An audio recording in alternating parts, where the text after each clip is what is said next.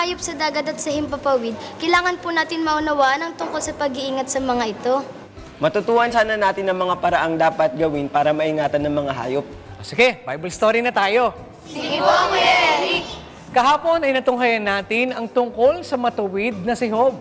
Siya po ay matuwid at sakdal sa paningin ng Panginoon dahil siya ay may takot sa Diyos at humihiwalay sa kasamaan. Oo, ganun nga si Job. Hindi siya kagaya ng ibang mga tao na mahilig sa kasamaan, kundi siya ay humihiwalay sa mga kalikuan. At dahil sa magandang katangian niya na iyon, ganito naman ang sumunod na nangyari kay Job. Basahin natin ang nakasulat sa aklat ng Job sa 1:6 hanggang 12. Isang araw nga, nang ang mga anak ng Diyos ay magsiparoon na magsiharap sa Panginoon, na si Satanas ay naparoon din naman na kasama nila. At sinabi ng Panginoon kay Satanas, "Saan ka nanggaling?" Nang magkagayoy, sumagot si Satanas sa Panginoon at nagsabi, "Sa pagpaparoot pa rito sa lupa at sa pagmamanhik manaog doon." At sinabi ng Panginoon kay Satanas, Iyo bang pinansin ng aking lingkod na si Job? Sapagkat walang gaya niya sa lupa, nasakdal at matuwid na lalaki, na natatakot sa Diyos at humihiwalay sa kasamaan. Nang magkagayoy, sumagot si Satanas sa Panginoon at nagsabi, "Natatakot ba ng walang kabuluhan si Job sa Diyos? Hindi mo ba kinulong siya? At ang kanyang sangbahayan? At ang lahat niyang tinatangkilik? Sa bawat dako, iyong pinagpala ang gawa ng kanyang mga kamay, at ang kanyang pag-aari ay dumami sa lupain. Ngunit, pagbuhatan mo siya ng iyong kamay ngayon, at galawin mo ang lahat niyang tinatangkilik, at itatakwil ka niya ng mukhaan." At sinabi ng Panginoon kay Satanas, Narito, lahat niyang tinatangkilik ay nangasa iyong kapangyarihan. Siya lamang ang huwag mong pagbuhatan ng iyong kamay. Sa gayoy lumabas si Satanas na mula sa harapan ng Panginoon. Ang galing, pinagmamalaki po pala ng Panginoon si Job sa kanyang kaaway at wala po siyang kagaya sa lupa. Isa po siyang lalaking perpekto at lumalayo po siya sa kasamaan. At ipinahintulot po ng Panginoon sa kanyang kaaway na galawin ang mga ari-arihan ni Job dahil subok niya na si Job na kanyang lingkod. Kuya Eric, ano naman po yung sumunod na hakbang na ginawa ng kaaway ng Panginoon kay Job? Uy, magandang tanong yan ha. Sige, yan naman ang ipagpapatuloy na alamin natin next week kung loloobin ng Panginoon. Kaya't huwag kayong absent sa panonood ng Bible story. Tulad natin, ang mga hayop din naman ay kailangan ng pangangalaga at proteksyon. Alam natin dapat kung ano ang gagawin para ang mga ito ay maingatan. Lalong-lalo na tayo ang binigyan ng Diyos ng mas higit na kaalaman kaysa sa mga hayop. Basahin natin ang katunayan sa aklat ng Job sa 35 at 11. Na siyang nagtuturo sa atin ng higit kaysa mga hayop sa lupa at ginagawa tayong lalong pantas kaysa mga ibon sa himpapawid. Marami ba kayong natutuhan sa loob ng linggong ito? Abangan nyo ang mga pag-aaralan pa natin sa susunod kung loloobin ng Diyos.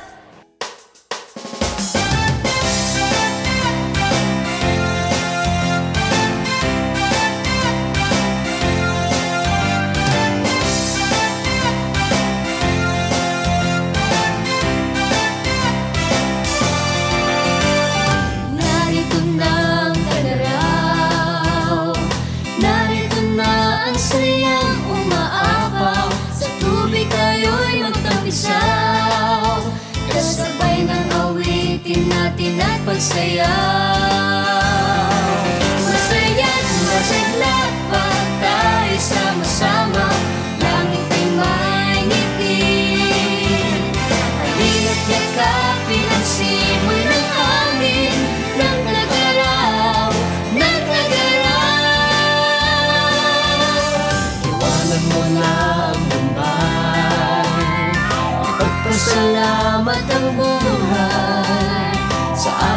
ika'y sumabay.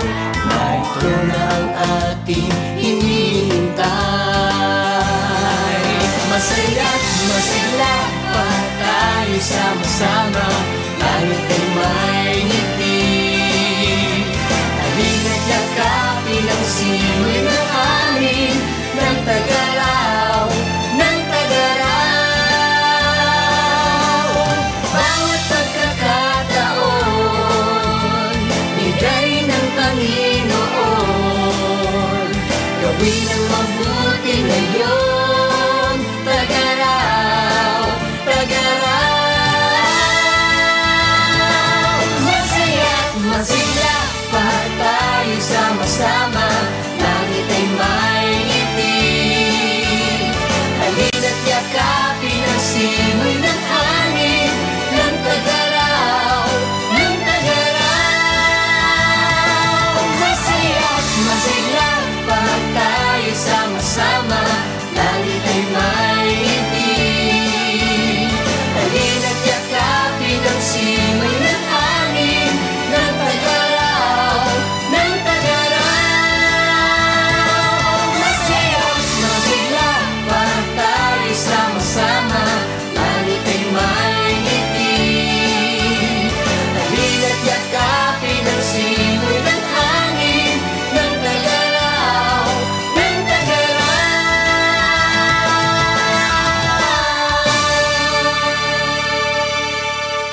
Hanggang dito mga bata, next week, God willing, ay muli tayong magkita-kita. Dito lang sa nag-iisang Bible School on Air, ang KNC Show!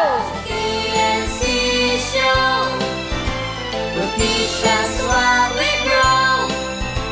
Sa tulong ng ating Diyos Ama, isipan ay magliliwanag. KNC Show. Noticias while we grow. Sa tulong ng ating Diyos Ama, isipan ay magliliwanag na.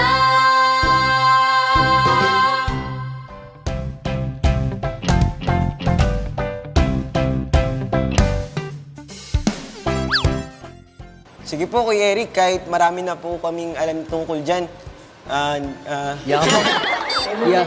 Opo, Kuya Eric, kahit marami na po kaming alam tungkol dyan. Kailangan pa rin namin. Sige po, Kuya Eric, kahit marami na po kaming alam tungkol dyan. Kailangan.